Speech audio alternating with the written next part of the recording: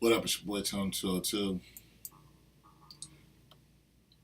And you know what, you guys? I'm gonna jam a little bit, but I'm gonna talk about this game. Oh, Tone! Alright, well, let me turn this down.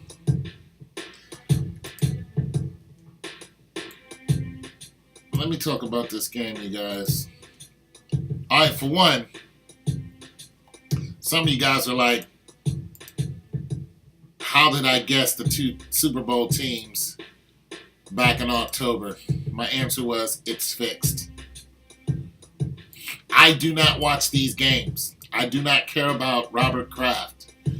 I do not care about the Jones brothers. I do not watch the NFL because they treat their players like slaves. Now, some of you are going to have some negative response to that. I don't care. The game of football was never patriotic until the whole military Pat Tillman, when the military paid the NFL to pretty much represent them, and now there's a military presence. Anyways, so I don't watch the game. I watch the highlights. I tell you guys who I think is going to win. If they don't, they don't. If they do, they do. I really don't care. Let me tell you something. The Chiefs don't have the best defense. They had probably the third best offense. As a matter of fact, they had the second best offense. Arguably, because Patrick Mahomes was looking to be MVP. So you were either looking at him or you're looking at Drew Brees being an MVP. So let's get that straight. Tom Brady did not win this game.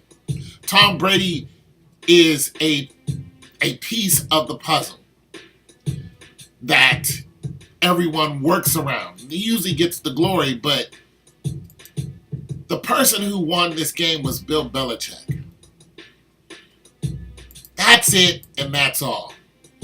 Because Bill Belichick doesn't hold on to any player. He was ready to get rid of Tom this year, as a matter of fact. No, last year. He told Robert Kraft, he was like, look, get rid of him.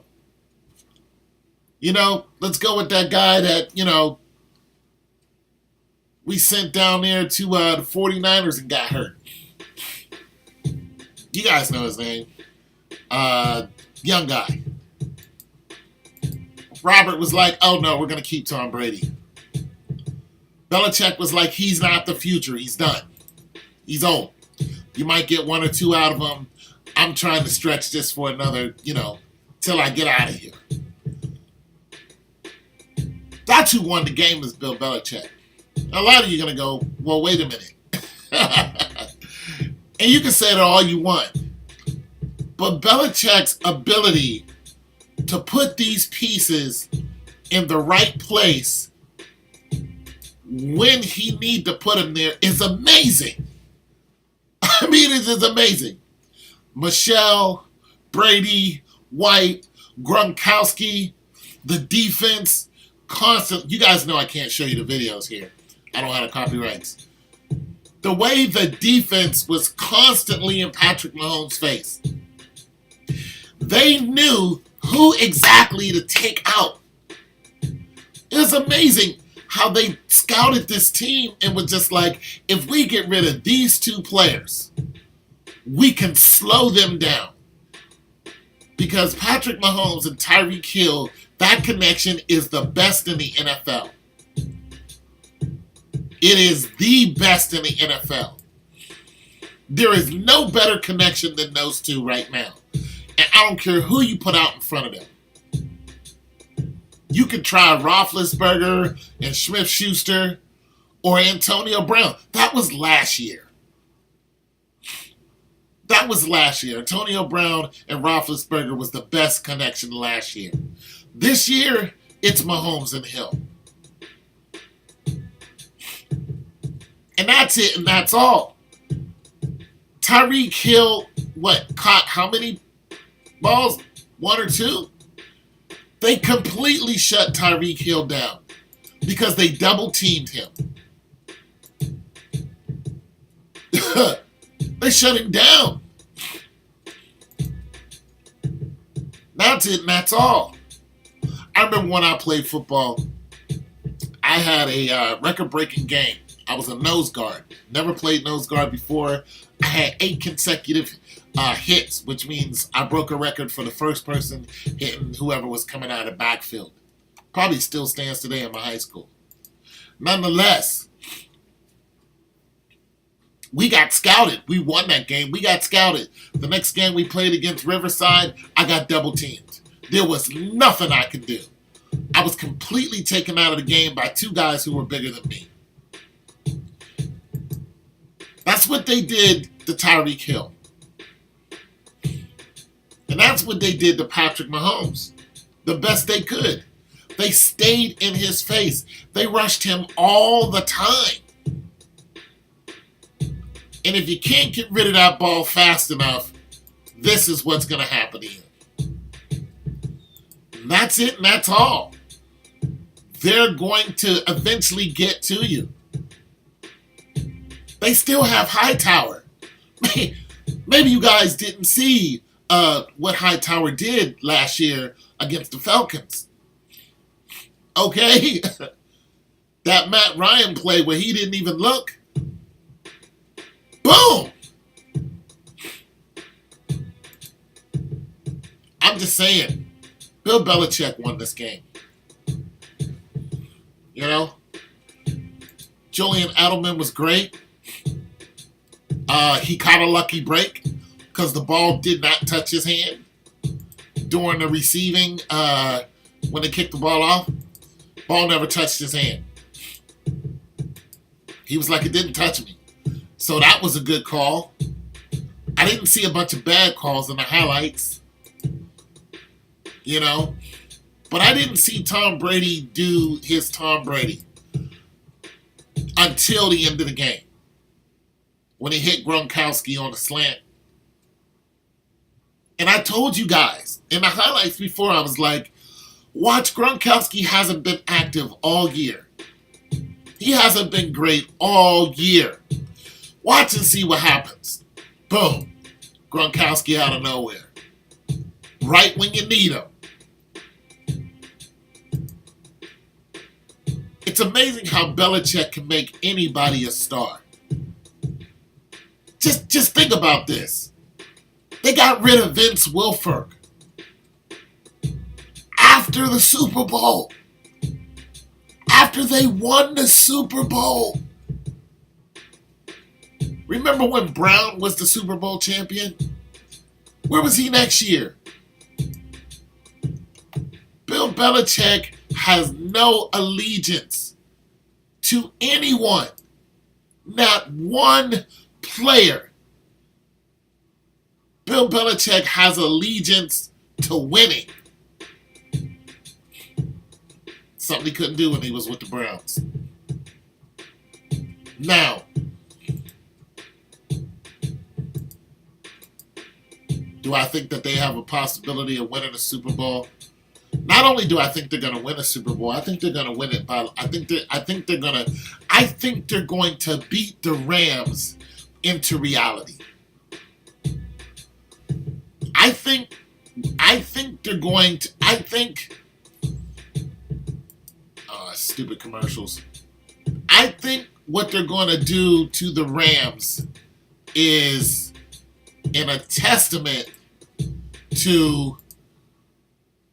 It's going to be almost a crime. I'm just letting you guys know. I think they're going to beat the snot out of the Rams. I think they're going to beat the Rams into a whole nother reality. I just do. I'm just getting this out now. I don't think the Rams have a chance. And I'm going to tell you why, since you guys asked me.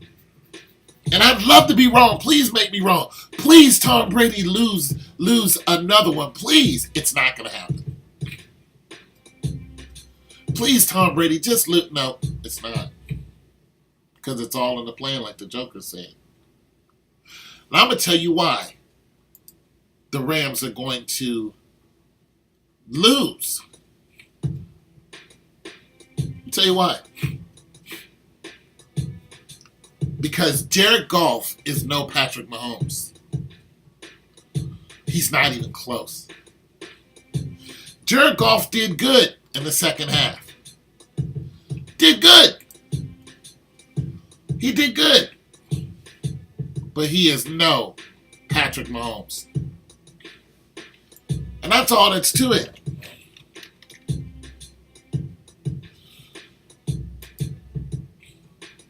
Just pull this up. He's just not.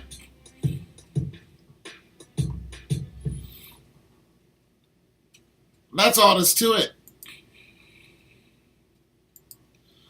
And some of you are going to be like, nah, the Rams have a chance. No, they don't. The Rams don't have a chance in advertising hell. Not one. Rams don't stand that one chance. Not even close. No bad calls here. Now, some people are talking about they might because it's in LA, the LA Fires. Look, okay, fine. If the Rams win, that's cool with me. When's the last time they won? Last time the Rams won, when they beat the Titans, back when Eddie George was playing. Nah, back when Torrey Holt was playing, wide receiver. When was that? I'm gonna tell you this. Jared Goff, Jared Goff is going to get smothered. He's going to have to turn into Dan Marino real quick.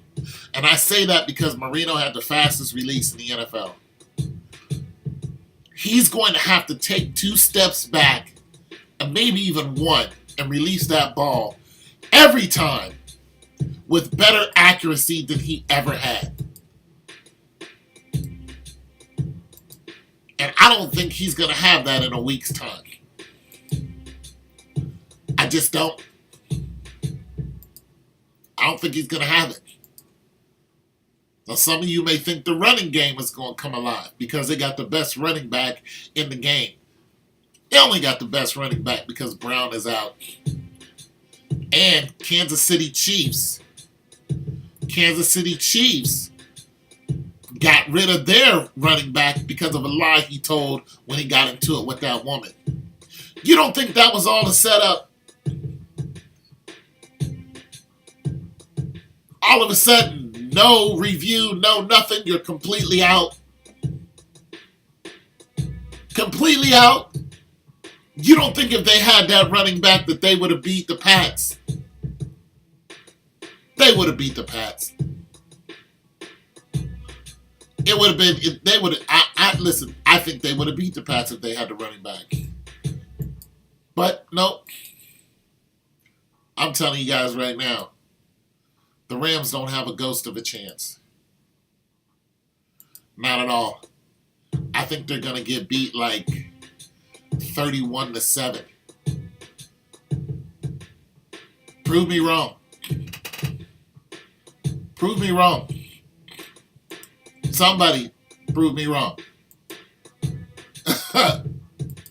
Because the Saints and the Pats are 2 different animals. 2 different animals.